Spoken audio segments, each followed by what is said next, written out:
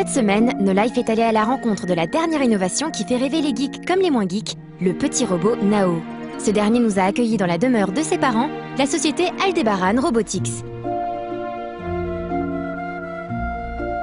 Aldebaran Robotics, c'est une société qui a été créée en juillet 2005 par Bruno Maisonnier, qui en est le président fondateur, de fait, qui est convaincu depuis une vingtaine d'années qu'il va se passer la même chose avec la robotique qu'avec l'informatique, c'est-à-dire une espèce de révolution technologique qui va changer plus ou moins profondément la manière dont la société va évoluer.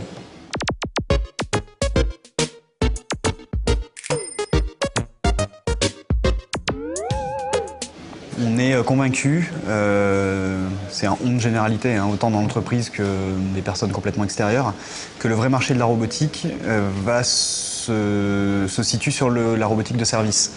Il y a plusieurs études qui, en conclusion, nous disent le jour où des industriels, si on peut en faire partie, on sera content, sont capables de proposer un robot de service tel qu'on l'entend, tel qu'on l'imagine dans la science-fiction en tout cas, donc qui puisse faire la vaisselle, sortir le chien, débarrasser la table et ainsi de suite.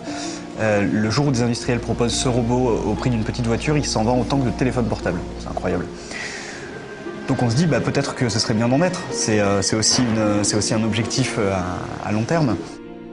Donc notre réponse c'est Nao, c'est un robot qui est autonome, un robot qui se veut ludique, qui aura quelques fonctions de service, effectivement, mais qui est loin encore du fantasme qu'on peut se faire du robot. On a véritablement fait l'analogie entre Nao et un ordinateur au milieu des années 80.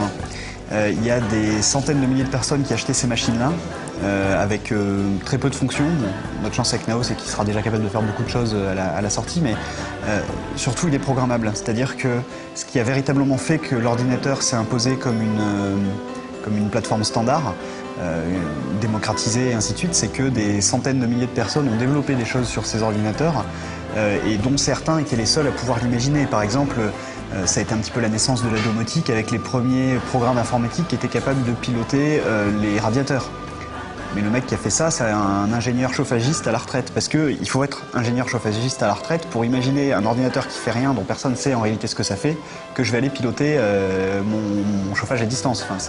Donc on a voulu véritablement ouvrir le robot, le doter de tout un tas de capacités, proposer des activités, parce qu'on sait aussi qu'il y a des utilisateurs qui vont simplement l'utiliser en l'état, on va dire, qui vont l'utiliser pour ce qu'il est, qui ne vont pas chercher à le programmer, mais véritablement permettre aux programmeurs, aux gens qui ont envie d'explorer le monde de la robotique, de pouvoir le faire avec des outils, avec du code ouvert et avec tout un ensemble de capteurs et de capacités qui vont leur permettre justement d'imaginer beaucoup de choses et de les réaliser.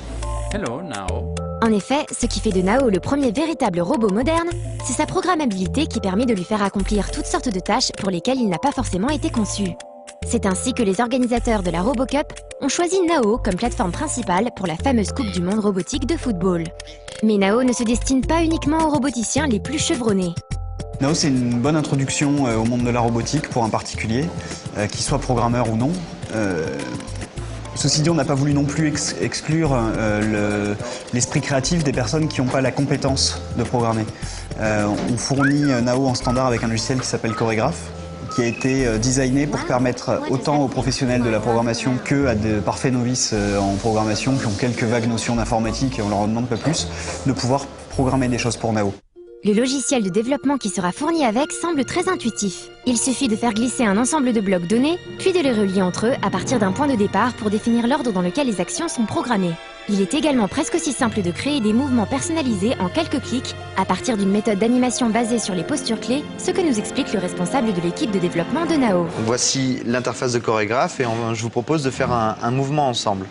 Donc j'ai une petite boîte ici qui s'appelle Mouvement, dans laquelle j'ai préconfiguré ce que nous on appelle une timeline, dans laquelle je vais pouvoir enregistrer des positions successives de Nao. Un peu comme dans un dessin animé, où on va dessiner la position d'un premier personnage, puis un petit peu plus tard cette même position, et faire une interpolation entre les différentes positions qu'on aura dessinées. Donc là je vais faire exactement la même chose. Par exemple, je vais enregistrer la position courante du robot, donc Store Wall Body, hop. Et je vois ici qu'un ensemble de points se sont créés représentant la valeur de chacun des capteurs. Je vais créer ensuite une deuxième position qui va être une position debout du robot, puis enregistrer la totalité des variables articulaires, et ensuite je vais faire un léger mouvement de bras, puis légèrement différent un peu plus loin. Voilà. Donc là, j'ai créé 4 positions clés de mon animation. Je vais mettre les 2 dernières, je vais les répéter un petit peu de manière à ce que le robot fasse ce mouvement-là. Et pour terminer, je vais demander au robot de se remettre dans sa position initiale, c'est-à-dire celle-ci. Hop. Voilà. Parfait. Évidemment, les utilisateurs expérimentés ne sont pas oubliés. Et il est possible de modifier des blocs déjà existants ou d'en créer de toutes pièces. Pour cela, on peut utiliser différents langages comme le populaire Python ou le tout nouveau Urbi, entièrement dédié à la robotique et portable entre des robots de différentes marques.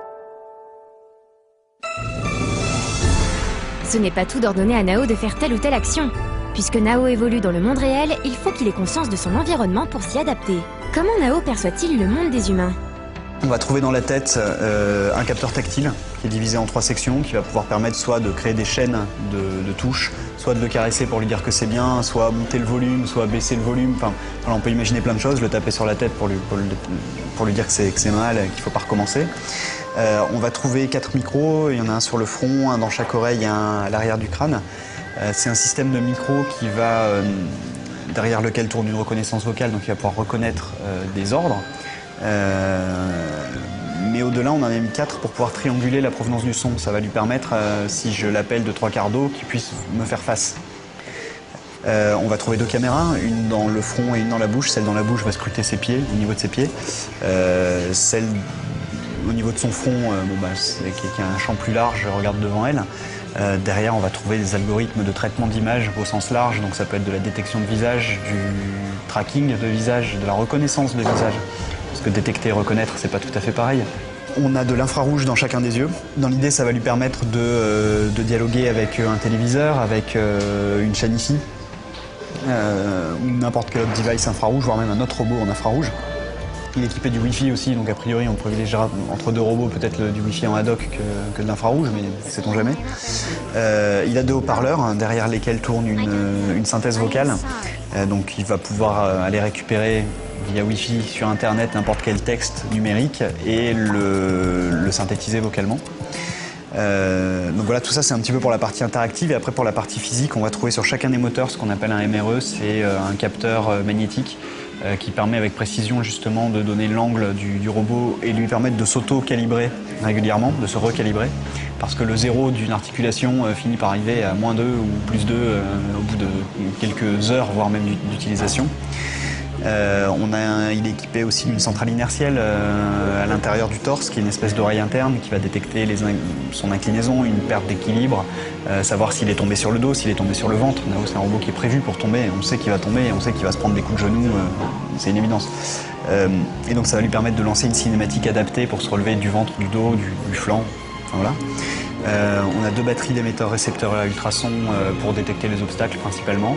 On va trouver des bumpers au niveau des pieds. C'est un bouton poussoir. S'il tape dans le mur, il le sait directement et au moins on est fixé. Et pour finir, on a sous les pieds, 4 capteurs de pression qui vont lui permettre de détecter s'il marche sur un stylo, qui vont participer aussi à sa gestion d'équilibre. C'est vrai que malgré son petit côté play school, parfois avec ses couleurs assez vives et ses formes un petit peu rondes, c'est un produit de haute technologie qui est bourré de capteurs et de technologies. Et il faut savoir que dans un petit robot comme celui-ci qui pèse 5 kg, il y a autant de pièces que dans une voiture. Bonjour, bienvenue chez Aldebaran Robotique. La maturité toute récente des technologies mises en œuvre est donc la principale raison pour laquelle nous n'avons toujours pas de robots dans notre quotidien. Cette absence de véritables produits commercialisés explique qu'aujourd'hui, ils soient avant tout associés dans l'imaginaire collectif à la science-fiction. Les robots que nous connaissons le plus ne sont pas Sabrina ou Nao, mais Erdanil, le commandeur Data, et Z6PO. Est-ce que tous les auteurs et créateurs de science-fiction qui ont investi l'imaginaire de la robotique peuvent être des sources d'inspiration pour les véritables roboticiens ? C'est vrai qu'il y a plein d'idées qui sont développées dans la science-fiction en termes de réalisation sur les robots, en termes de législation même sur les robots, par exemple les 3 lois d'Asimov, les 3 lois de la robotique d'Asimov. Pourtant, ça guide pas du tout le développement. Il faut quand même bien voir que c'est un produit qu'on fait à titre commercial. Je vulgarise volontairement, mais c'est un produit commercial. Il n'y a pas suffisamment de détails techniques dans les films de science-fiction pour qu'on puisse s'en inspirer. Il y a aussi énormément d'absurdités. Si on prend les 3 lois d'Asimov, on est à des années-lumière de pouvoir les appliquer. Parce que si on y réfléchit bien, il faut considérer que le robot soit capable de faire la distinction entre le bien et le mal. Et même nous, on n'en est pas capable 9 fois sur 10. Donc à quel moment une machine va déterminer si quelqu'un est en danger ou pas? Enfin, c'est farfelu. C'est farfelu. Je suis désolé pour tous les gens qui regardent et qui sont des fanatiques de science-fiction et qui imaginent que le robot est très inspiré de tout ça. Mais en réalité, pas du tout. On peut pas récupérer des choses en provenance de la science-fiction. En attendant d'avoir des robots pour faire notre vaisselle, Nao, lui, sera disponible au grand public dans une série limitée d'ici un peu plus de 3 mois, pour un prix d'environ 3 500 €. Goodbye. See you soon.